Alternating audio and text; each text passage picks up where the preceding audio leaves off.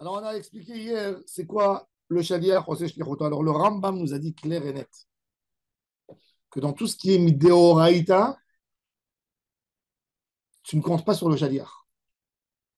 C'est d'ailleurs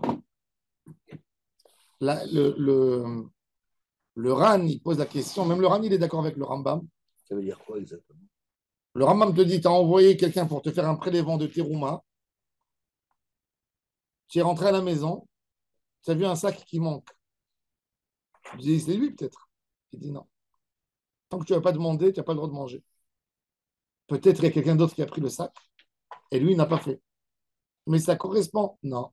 Deoraita. Le Ran, il dit plus que ça.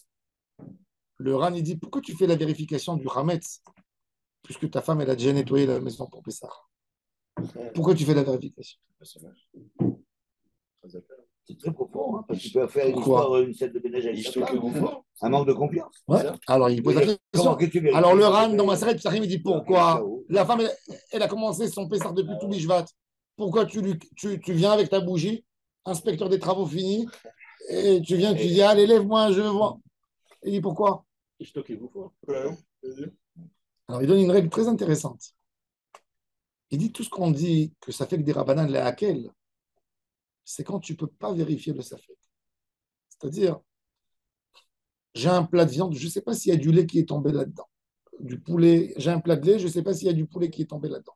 Le poulet, c'est des rabanan dans le lait. J'ai un safek, ça fait que des rabanan la hakel. Je n'ai pas comment vérifier mon safek. Mais quand tu peux vérifier, j'ai un safek, arrête l'abdika du Hametz, c'est le kemi des rabanan, parce qu'il a fait le bitoul normalement. Kol hamira de l'interdiction d'avoir du Hametz dans ces moments, c'est que midrabanan pour que je n'arrive pas à le manger pendant Pessah. C'est tout.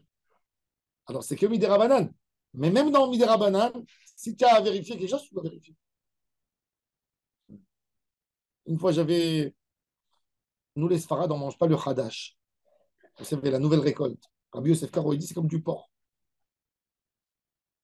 C'est mamache, ils sont comme du Khazir. C'est-à-dire, on récolte, mais on ne le prend pas. Tout ce que tu as récolté maintenant, fin d'été, voilà, en Europe, en Californie. La moisson. En Californie, ils font la moisson maintenant. Même en Europe, dans certains endroits, ça dépend où. Il y a des endroits où ils font que maintenant, comme où? Comme en Russie. Pourquoi? Parce que tout est congelé jusqu'au mois de Hadar. Donc, ça pousse les mois d'été. Ils récoltent maintenant. Maintenant, ça doit rester dans les caves jusqu'à Pessah. C'est que Pessah qui va venir, qui va autoriser.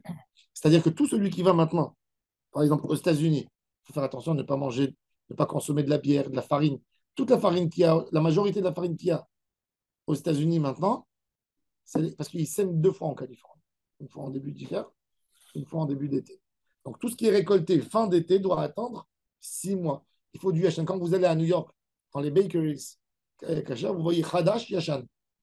Pour ceux qui demandent le Hadash. Pourquoi? Parce que eux, les Ashkénazes, ils comptent sur le Baït Hadash.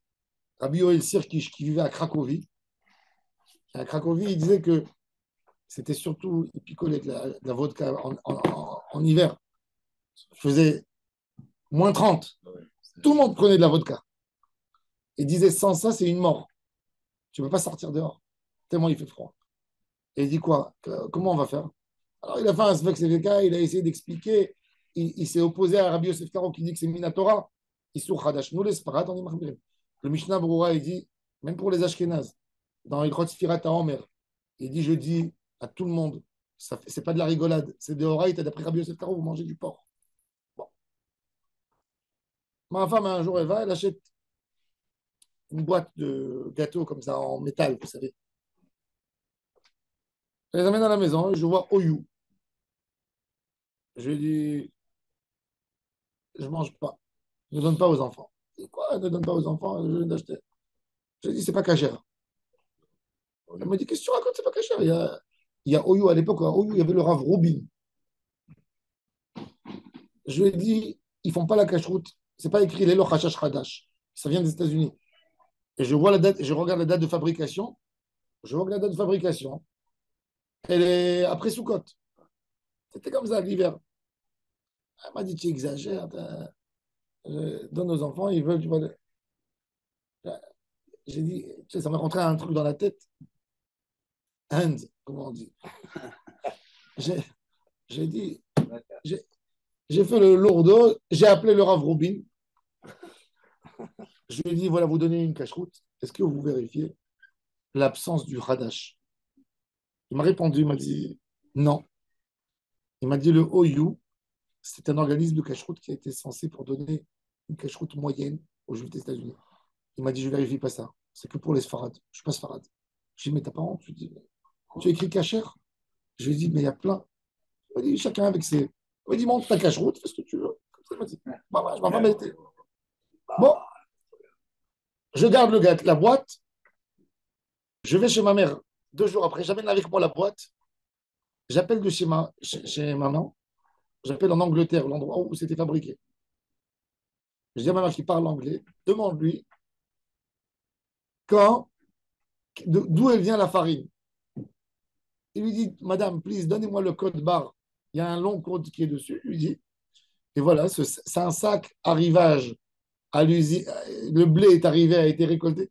C'était du Hadash Gamour. Hadash Gamour. Il marque tout. En Israël, il n'y a pas de problème. Tout ce que vous voyez fabrication israélienne, on a de la farine ancienne qui vient. Mais toutes les bières qui arrivent des États-Unis, depuis Sukkot jusqu'à Pessah, quand vous avez des cache-routes OU, c'est pas écrit les loch hashash hadash, ça n'a pas été vérifié, il faut vérifier. Gâteau fabriqué à l'étranger, pour Rabbi Yosef Karo, c'est comme si on a mangé du porc. Agendas. Même une bière. Agendas. Quoi, C'est Agendas, autorisé en France. Agendas, il n'y a pas de farine? Non, mais il y a marqué au nous. C'est quoi Oui, c'est bon. périodes Ah, mais de on a mangé Hadash? des glaces Agendas. C'est quoi ta- Depuis Sukkot, ce qu'on a récolté à Sukkot jusqu'à Pessah. Il y a marqué dans les bières, il y a marqué dans les bières. Bien sûr, la bière, c'est- Normalement, sur une bière avec une bonne cache-route, c'est écrit Lelo Hajash Hadash. C'est de la graine, il y a de la graine, il y a du haut blanc, il y a de l'orge, dans les 5 céréales, il y a dans tous les dégâts. Non, c'est ancien. Il faut regarder la date de la mise en bouteille. Quand la mise en bouteille, elle est par exemple en août, il n'y a pas de problème. C'est normalement de l'été. Mais quand la mise, elle a été, c'est la mise en mois de janvier ou de février, où la fabrication elle est janvier et février, il faut faire attention. Jusqu'en mois d'avril. Mais Pessah. Qu'est-ce qu'on fait de cette récolte? La fermentation d'une bière, c'est 2 jours. Qu'est-ce qu'on fait de cette récolte? Ben, il faut attendre jusqu'à Pessah pour qu'il soit autorisé. 16 Nissan. Et le Hadash, il reste Hadash. Jusqu'au 16 Nissan. Après, Après, il autorise. C'est bien Yachat. Non, mais tout l'été, il n'y a pas de problème. Tout ce qui a poussé en hiver, normalement, il n'y a aucun problème. Parce que déjà, à Pessah, ça a autorisé. Tout ce qui a fait sortir un tiers, Pessah l'autorise. Ah, la bouteille, non. Toutes les cacherouillottes, mais Adrien, c'est écrit les Loch Hashash Hadash. Mais tout ce qui est de route d'Aretz, je ne suis pas censé le savoir. Aux États-Unis, on mange Mais- que Le Rav Yosef, quand il voyageait aux États-Unis en hiver, il amenait avec lui des galettes d'Israël. Il mangeait que de la galette qu'il amenait avec lui. Mais c'est applicable en Khoul aussi, c'est pas Bah en oui, Israël. apparemment. Le Hadash. Non, Rabbi Yosef Karo, il dit Noeg, ben Be'eretz Israël, ben Bechut al Haaretz, ben Bizman Shabbat Amidash Kayam, ben Bezman Hazel. Et les Ashkenazes, pourquoi ils sont.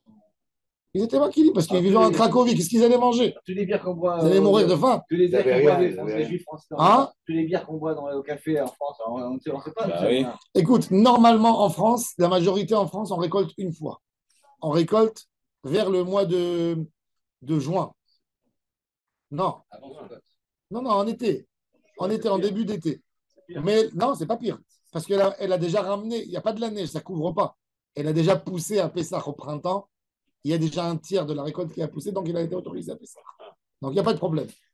Où il y a en Europe le problème? Dans les Pays-Bas. Aux Pays-Bas, ils ont beaucoup de pluie et il y a du soleil. Dans les Pays-Bas, ils récoltent deux fois par an. Là-bas aussi, il peut y avoir des problèmes. Hollande, il y a des problèmes. Mais bon, aujourd'hui, Hollande, ils font de la tulipe, ils font des fleurs. Ils font pas beaucoup de blé. La Belgique avait un moment qu'elle faisait beaucoup. Aussi, c'était un problème. C'était les Pays-Bas. Akadosh Baruch Hu, il a dit dans la Torah, il faut amener un korban. Ce n'est pas autorisé avant. Korban chitim. En mai, je dois- Attention, on a rapporté ce corban, ça y est, tout le Hadash est permis. Ouais. Ça fait six. Le produit change ou pas? C'est-à-dire que si tu as un Hadash, Il devient Yachan à Pessah. À partir de Pessah, il change de statut. Ouais, le lendemain du Yom Tov, oui. Pourquoi ça Pourtant, sert un de témoin, dire il est ça? Khadash. Quelle est l'intention derrière ça? Moi, Mechila, C'est intéressant. amène-moi Mishnah Berurah, hey, on Change fait le à la main. statut, ça veut dire quoi? Hey. C'est vrai que c'est bizarre. Pourquoi ce sujet-là? C'est pour une Hein, régulation. pour vous donner une règle. C'est pourquoi, Hein? Qu'est-ce que Hachem veut nous donner comme... C'est quoi l'idée du Khadash? Non, je vous ai dit pour le Sapek. Je vous ai dit un Sapek que j'ai vérifié. C'est quoi l'idée de la Torah? Comme les Bikurim, tu n'as pas le droit de manger. Première pour Hachem, et après le reste pour nous. À la fin de Ilchot Sfirat Romer, Rabbi Yosef Karo, il nous le dit clair et net.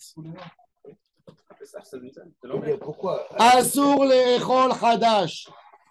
Av, בסימן ת"פ, אב בזמן הזה, בין לחי, בין קלי, בין כרמל, עד תחילת ליל 18 בניסן, בארץ ישראל עד תחילת ליל י"ז.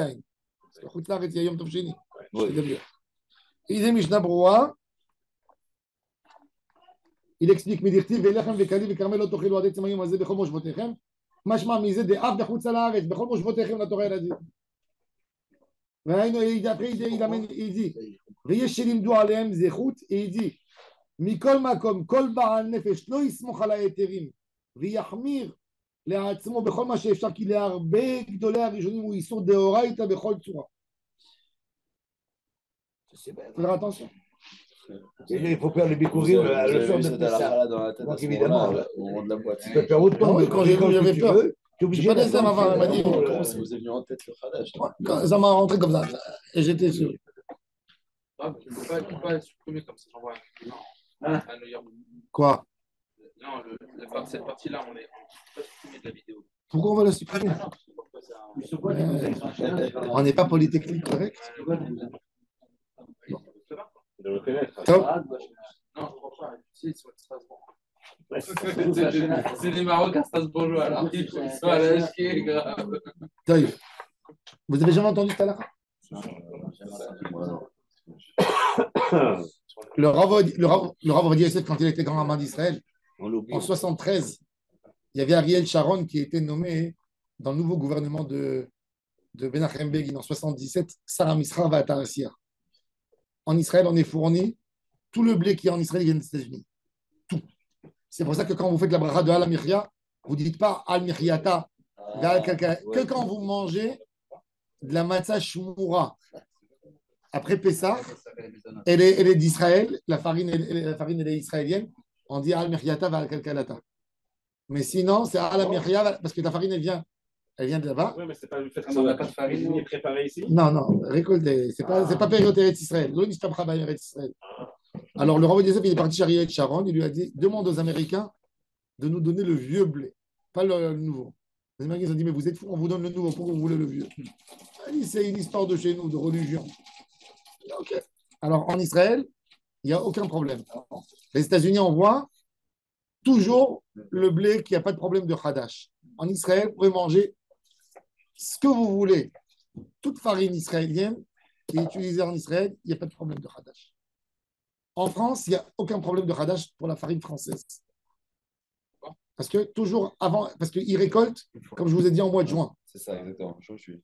Ouais, juin, juillet, ils récoltent en juin, mais déjà en mois de mai ou en mois d'avril, c'est déjà sorti un tiers, donc il n'y a aucun problème. Exactement. Pareil en Angleterre.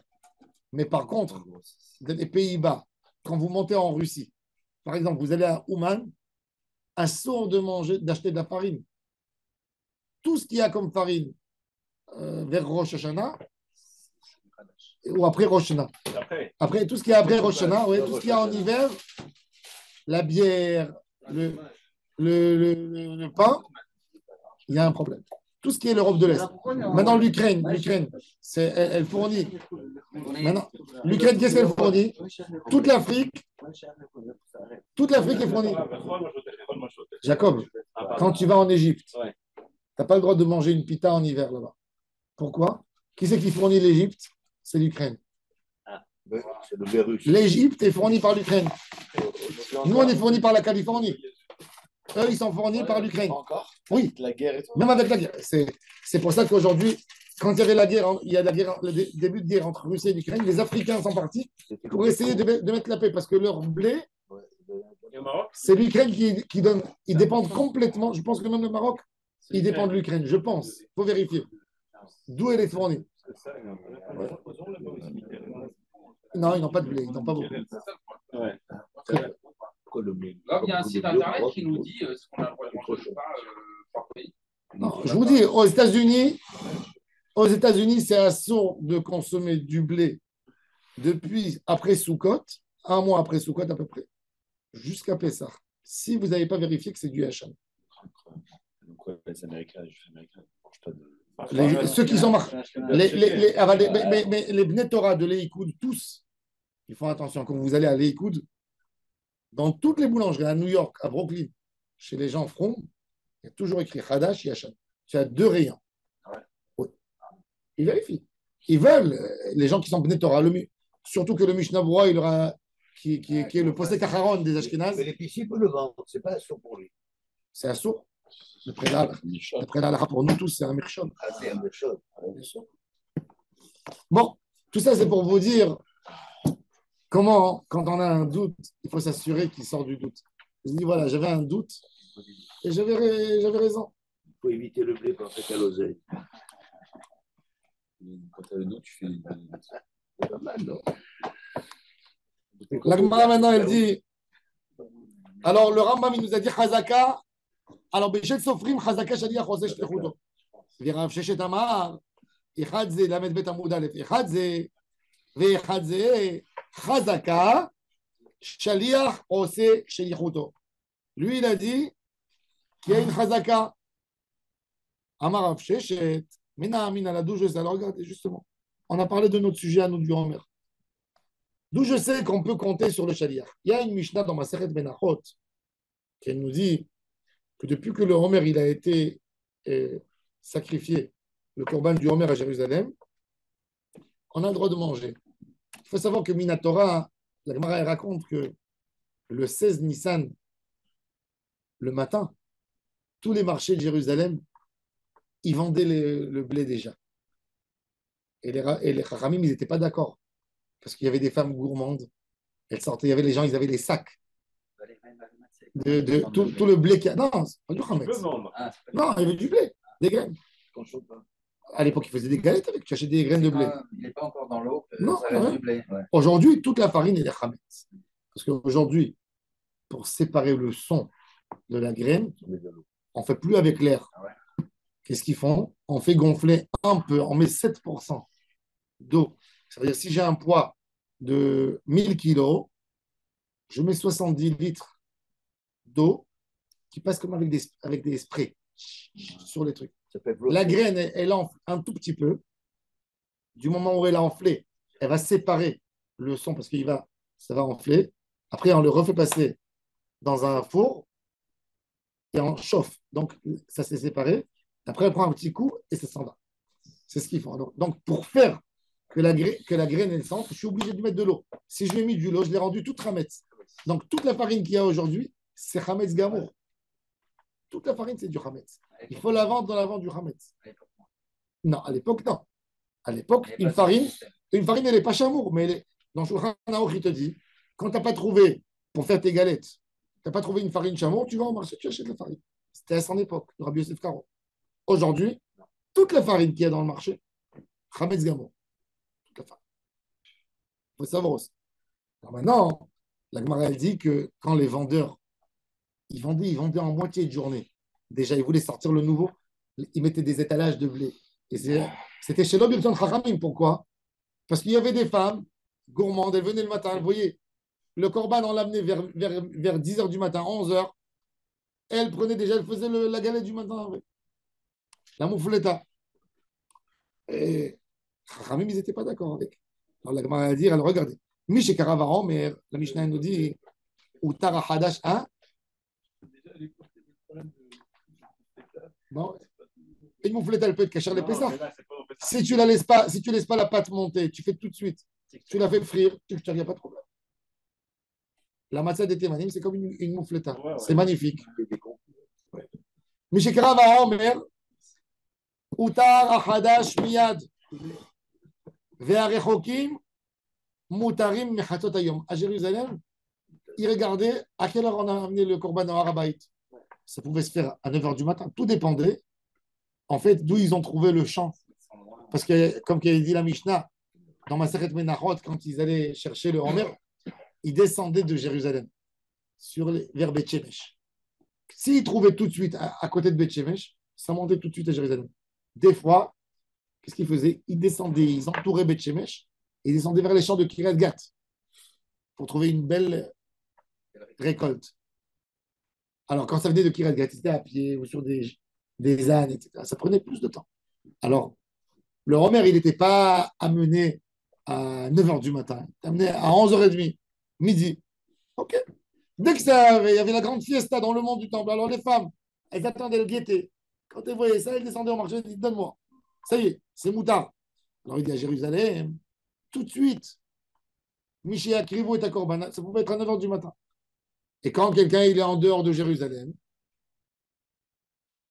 à quelle heure il a le droit d'aller et de commencer à manger chez lui? Midi. Parce qu'il ne s'attardait pas, ça passait pas midi. Rabbi Yochanan ben Zakkai, il est venu, il a dit, le jour du 16, complètement interdit. Le premier jour de Chol HaMoed. C'est pas possible. Non, parce il voyait que les gens avaient des erreurs. Il a dit, mais Raïbani Amigdash, et peut-être on va s'occuper, ça va tarder. Il a fait ça parce que Rabbi Yochanan ben Zakkai, toute sa vie, il s'en voulait. C'est peut-être lui qui a détruit Jérusalem. Pourquoi c'est peut-être lui? Parce qu'il était à Jérusalem, ils étaient en train de s'entretuer entre juifs à Jérusalem, il en a eu marre. Et non, il a dit il a dit à ses élèves de faire passer le mot comme s'il est mort. Ils l'ont fait passer pour un mort, ils ont fait sortir son lit, son cercueil, pour l'enterrer. Quand il est passé à l'entrée, ils ont dit venez en poignard pour voir est-ce qu'il est vivant. Ils soupçonnaient.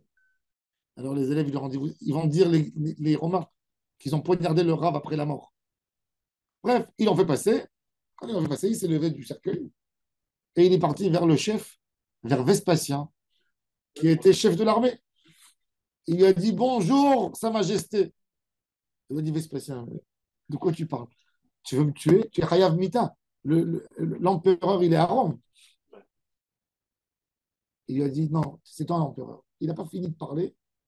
Quelques minutes après, il y a un gars qui vient et qui lui dit il y a une émission du Sénat, vous êtes été choisi comme empereur. Il était en train d'attacher ses chaussures. C'était le matin. Il a mis une sandale, il ne pouvait pas mettre la deuxième. Il a dit tu m'as insulté, tu m'as fait une sorcellerie, pourquoi je ne peux pas mettre la. Il a dit Shlomo Amelech, il a dit une bonne nouvelle, elle fait élargir le corps. Il a dit amène quelqu'un que tu aimes. Amène quelqu'un que tu n'aimes pas, qui passe à côté de toi, tu pourras la mettre. Il a amené un de ses ennemis, son concurrent, il a pu mettre.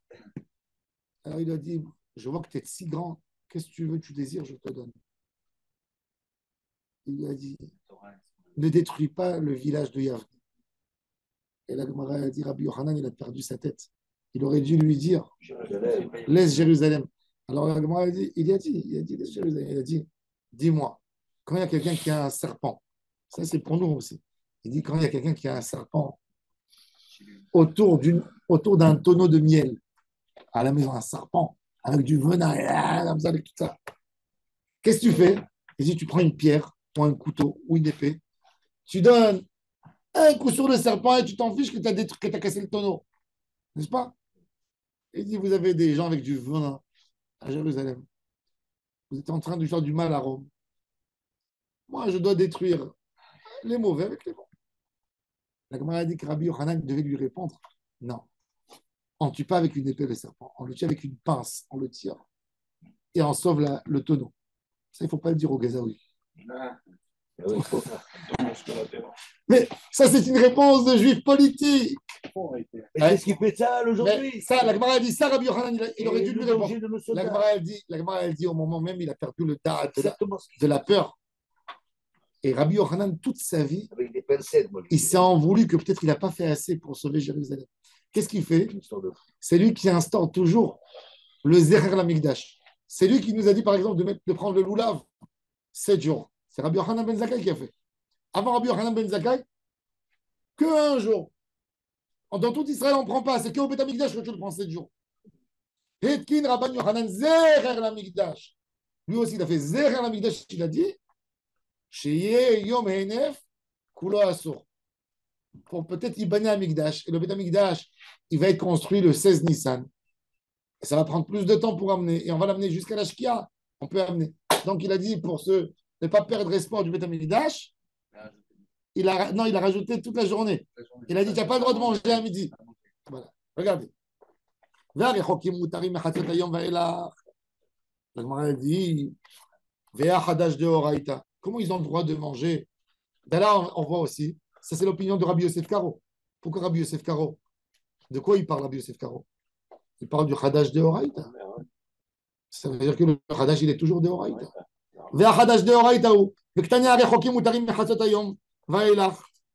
Comment ils ont le droit de manger? Peut-être il y a eu un bug à Jérusalem. Comment tu autorises? Tant qu'il n'a pas été sacrifié. Assour. Tu le manges midi? Peut-être il y a eu un bug.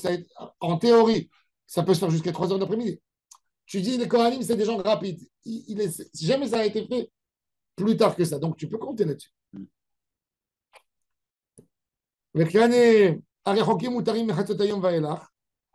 לאו משום חזקה שליח עושה שליחותו. הגמרא dit ורב נחמן, האטם כדקתני טעמא לפי שיודעים שאין בדין מתעצלין בו. Il dit ça dépend. Quand c'est une mission qui est faite par un individu, je dis peut-être il y a eu un empêchement. Mais quand c'est une mission qui est posée sur l'épaule du Bédine, c'est le Bédine qui gérait l'histoire du Hadash, d'amener le sacrifice. C'est eux qui envoyaient. Jamais dans un truc public, tu dis il y a eu un bug. Bédine. Bédine, c'est ma soeur, le Bédine. D'ailleurs, j'ai vu hier, je regardais dans Pri Etzraïm, je feuilletais le Ari Akadosh, il faisait tout le Erev Shabbat, il faisait Eruvé Hatzerot et Eruvé Tromim. Il faisait la bracha avec bracha, tous les Erev Shabbat. Il ne comptait pas sur ce qu'il faisait dans la ville, mais Rabbi Chaim Vital, il dit que le Ari Akadosh, il était métalté la tzfat. Il n'a jamais été marmir dans le Eruv. Il disait, le Rav de la ville, il fait, je compte là-dessus. Il y a pas, quand c'est un bedin qui s'occupe, qui se charge, tu comptes. Quand c'est un individu, tu peux te dire, il a mal fait les choses. Je ne sais pas à quel point ça a été fait à 100%. Il est allé à l'encontre de son maître. Mais quand tu fais les choses par un institut général de la ville, l'institut, il n'est pas paresseux. Malheur à nous s'il est paresseux. Oui, c'est grave. C'est trop grave. Comme. Alors, Amar Rav Nachman. D'où je sais. Alors, ça, on a appris notre douche de l'Alacha. Que dans tout ce que tu dis, qu'il n'y a pas de chazaka de shaliach oseh shlichuto, c'est que dans quelque chose qui est midéoraita, qui a été fait par un individu. Mais quand ça a été fait par un bedin, je compte sur un bedin. Ils font les choses bien. Regardez. Les Ikadé Amriadot qui ont enseigné une autre formule. Amar Rav Nachman, Mena Amina, la Dektan et Tama. Les filles שיודעים בו, שאין בדין מתעצלין בו. בדין הוא דלא מתעצלין בו. השליח מתעצל בו. ורב ששת אמר לך, בדין עד פלגי דיומא, שליח כולי יומא. רב ששת, il te dit, non.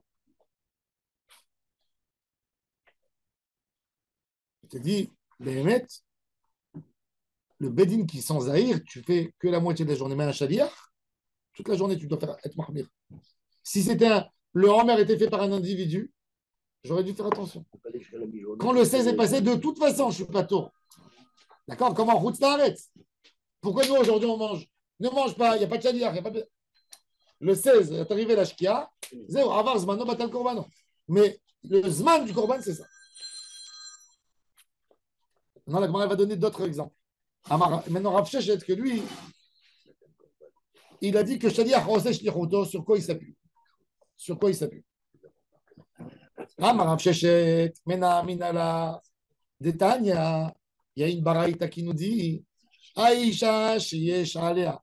Elle a besoin d'amener un sacrifice. Pourquoi? Parce qu'elle a accouché. Le korban leda yoledet. Quel korban doit amener la yoledet? Parce qu'elle fait un serment de ne plus avoir des enfants. C'est plus d'enfants ou plus toucher son mari? Tout ensemble, tout. Non. Oui. C'est de là, on apprend Elle n'a pas dit ça. que quand j'étais jeune, je posais la question à mon père.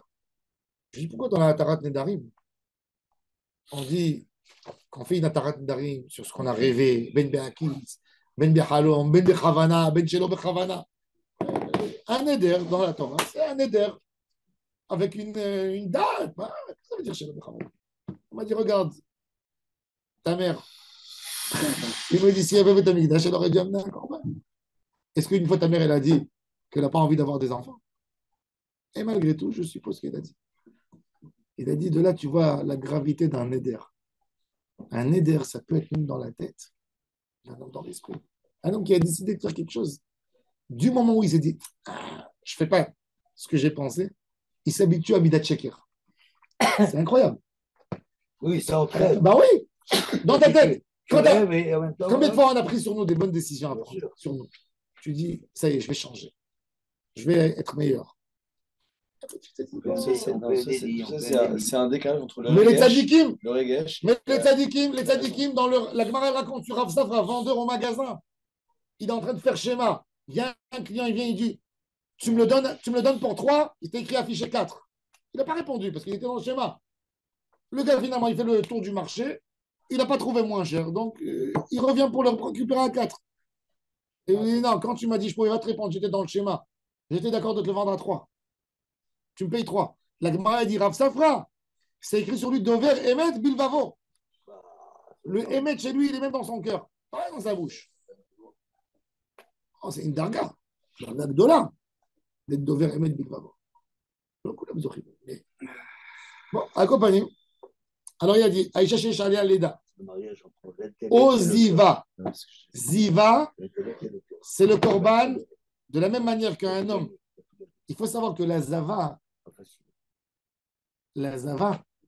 c'est une khomra, c'est une maladie. Un saignement qui n'est pas lié au sang des règles.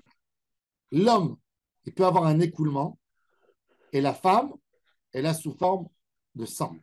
Ce n'est pas du sang des règles. Comment on sait distinguer entre du sang des règles et du sang qui n'est pas des règles, qui est lié à une maladie? Simple. Depuis le jour où la femme a eu ses règles pour la première fois de sa vie, elle faisait 7, 11. 7, 11. 7 jours que si elle voit dans ça, c'est apte pour la nida. 11, ça vient après les 7. Dans l'époque des 11, elle sera zava, c'est une sang de maladie. Reprends 7. Si elle va y avoir là-bas, c'est la nida. Si elle va y avoir dans les 11 après, c'est la zava. 7, 11, toute sa vie. Après, elles ont perdu. À l'époque, les femmes n'allaient pas à l'école.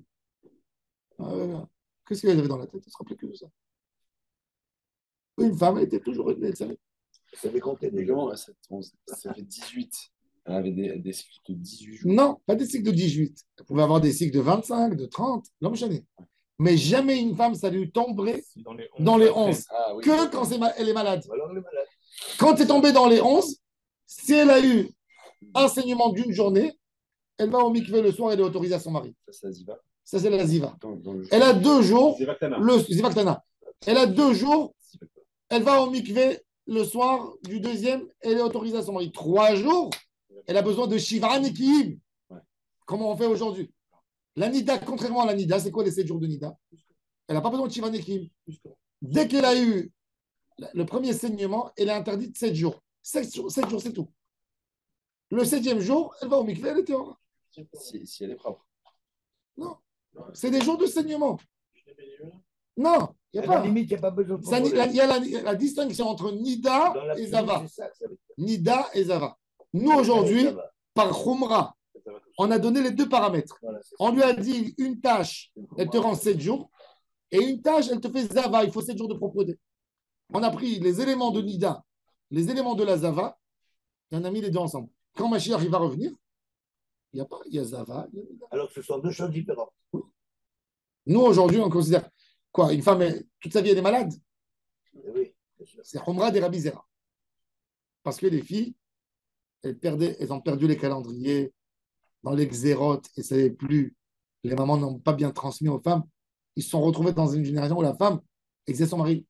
Ah, je vais au mikvé, j'étais Zava. Elle a eu un petit saignement. Elle croyait que c'était dans les 11 jours de la Zava. Elle est partie. Elle était avec son mari. Le lendemain, ça continue. Il s'avérait que c'est de la Nida. Et il a fait carrette. Les filles d'Israël, elles ont vu qu'il y avait des dégâts. Israël, pas de dame qui est hardal. Et ce n'est pas lié aux règles. Quoi? Un saignement d'une goutte de sang, comme une graine de moutarde. C'est des règles? Non. Ça s'appelle comme des règles. C'est elles qui ont pris. Ce n'est pas les hommes. La Gemara a dit que les femmes. Khatam Sofer pose la question. Comment une femme elle a le droit d'être mahmira sur elle? Elle doit donner à son mari. Elle n'a pas d'obligation. Elle n'a pas le. Pourquoi elle est mahmira? Elle a une obligation d'aller avec son mari si elle ne veut pas. Non, il y a. Normalement, si le mari ne vient pas dans des heures pas possibles, oui, elle doit être lui donnée. Ah oui? Oui. Ah bon? Oui. Le mari, il est obligé de lui donner la parnassa. Il est obligé de la nourrir. Si le mari veut être avec sa femme tous les soirs, tant qu'il n'est pas fou, il a le droit. On ne va pas lui dire j'ai la migraine. Oui, si elle est malade, elle est malade. On rigole, la migraine, vous savez, la migraine, c'est le classique. Ça, il faut supprimer. Mais il y a une halakha. Mais une femme qui dit, d'après la halakha, je ne te donne pas relation conjugale. Il y a eu des histoires comme ça. Elle sort son ketouba. Elle sort son ketouba. Une femme, moi je dis toujours, il y a des femmes qui m'appellent, elles me disent, je me suis fâché avec lui, je ne vais pas au mikvé. Je dis, ne joue jamais avec ça. Va au mikvé, mais n'aie pas de relation tant qu'il ne t'a pas demandé pardon. Mais va au mikvé. Ne joue pas avec ça. Ça c'est le début d'un divorce. C'est ça. Il n'y a pas. Fâche-toi avec lui, dis-lui, tu ne montes pas au lit tant que tu n'as pas demandé pardon, tant qu'on ne s'est pas excusé, quand on n'a pas. Mais ne joue pas avec le mikvé. On ne joue pas, ça ne se joue pas avec ça. Ça, c'est hors sujet. C'est comme un homme, il ne va pas dire à sa femme parce qu'on est fâché, je ne t'achète pas à manger. C'est pareil. Il n'y a pas. Dans la halakha, ce qu'il y a là. Non, il y a des arrangements. Il y a des gens qui sont fous, qui sont obsessifs. Je ne rentre pas. Et la règle, une femme ne peut pas empêcher ça. Alors la ziva, alors le Khatam Sofer, il pose la question. Après, c'est ménopause. Alors le Khatam Sofer, il pose la question. Je ne vais pas finir, je suis dans l'idée. Comment je suis arrivé là? Parce que le Khatam Sofer, il dit comment la femme, elle avait le droit d'être mahmira. C'est son mari qui souffre les conséquences. Toi, tu veux être mahmira, Zava. Pourquoi? Pour lui, il n'y a pas ça va. Il le protège du carrette. Mais pourquoi? Il ne protège pas. Je n'ai pas envie. Toi, tu es mahmira, moi, je ne suis pas mahmira. Mais ça joue pour elle, mais ça joue aussi pour le conjoint. Hein? Elle n'est pas toute seule. Une femme, elle ne peut pas être mahmira, elle n'a pas le droit. Surtout que. Si elle est mahmira pour elle, donc. Non, il n'a même pas besoin. Il lui dit, il n'a pas besoin. Alors il dit le Khatam Sofer. Écoutez la réponse du Khatam Sofer. C'est incroyable la réponse. Khatam Sofer, il dit, c'est fou. Il dit que quand le temple il a été détruit, les Juifs, avant de monter dans le bateau pour les amener à Rome, il y avait les vieux parmi eux. Ils ont dit, viens, on fait du forcing à Hachem qu'il amène Mashiach. Comment ils vont faire du forcing? Ils ont juré, les hommes et les femmes, aucune relation conjugale. Il ne va plus avoir des enfants dans le Ham Israël. Si tu n'amènes pas Mashiach, il n'y a plus de Ham Israël. Il n'y aura plus d'enfants. Il dit, ils ont fait ça 4 ans et demi, 5 ans, jusqu'au moment où ils ont commencé à craquer, plusieurs. Et après, ils ont vu que le tzibour, le rola en mode basé. Alors il dit, le Khatam va faire comme les femmes. Elles sont encore dans le serment de ne pas avoir une relation. Elles ont le droit d'être mahmirot à la femme parce que les maris aussi, ils avaient juré. Mais sinon, elles ne peuvent pas. C'est pour ça qu'il faut apprendre la halachot de Zava et de Nida. La Gemara dit c'est quoi halachot dans ma série de Berachot? Kinin ou Pitrenida. Quand Mashiach il va revenir, la femme, elle ne peut plus être mahmira sur son mari et de dire non, je vais faire la Chomra de Rebizera. Parce que Mashiach il est déjà là. Donc elle n'a plus la raison de dire toute cette Chomra, il dit dans Khatam Sofer, c'est que parce que Betamikdash. Alors quand Betamikdash va être reconstruit de nouveau, elle ne pourra pas dire à son mari je veux être Mahmira. On reviendra au halachot de Nida, Zavagdola, Zavagtana. Quand la femme, elle est nida, elle peut aller au mikvé, c'est ce que j'ai fait, ok. Maintenant, si l'homme, il y a eu une erreur et qu'il a été avec elle pendant le nida, lui, il n'a pas le moyen de se purifier. Voilà, je donne un exemple. Rabbeinu Tam, il te dit, pour Zava, Zava, il te dit une Zava comme ça qui est femme de Cohen. Elle est femme de Cohen. Elle veut manger, la pauvre. Il dit, quand elle aura fini les règles de la Zava, le saignement, elle fait son mikvé. Elle a le droit de manger la terouma. Parce qu'il lui manque que de la capara. Elle a besoin de le sait. Mais alors la femme à l'époque du Talmud, elle faisait 2 fois son mikvé, une femme d'un Cohen. Une fois pour manger et une fois pour son mari. Première fois pour manger, c'était quand le saignement il s'est arrêté. D'accord? Après 4 jours, par exemple. Elle ne saigne plus. Donc elle a enlevé le issour de trauma, mais pour son mari, elle est interdite 7 jours. Elle faisait 2 fois son mikvé. Elle faisait une fois à Sherkichan Mitzvata Vetsivano, à la Tvila les Teruma, et une fois à la Tevila pour son mari. C'est incroyable, hein? Mais qu'est-ce qu'il fait le mari pour enlever la Touma s'il a été avec sa femme pendant Nida sans femme? S'il était avec quand les Zava, pas Nida. Les Avars. Eh ben, il a la même Touma que elle, il a besoin d'attendre 7 jours et de faire son mikvé pour rentrer au temple. Okay. Et si c'était pendant Nida, Non, encore une fois, il était bêta out. Des fois, un homme, il peut être avec sa femme, elle a un enseignement au milieu. Au Beth Amikdash, à l'époque du Beth Amikdash, le même statut que elle est là, il a sur lui, et il fait la même chose pour Beth Amikdash. Amarab, Rabbi Hanan ben Akasha אומר רצה הקדוש ברוך הוא לזכות את ישראל. ותיקח רבה להם תורה מדרות שנאמר, אדוני חפץ למען תשרוק, יגדיל תורה ויאדיר.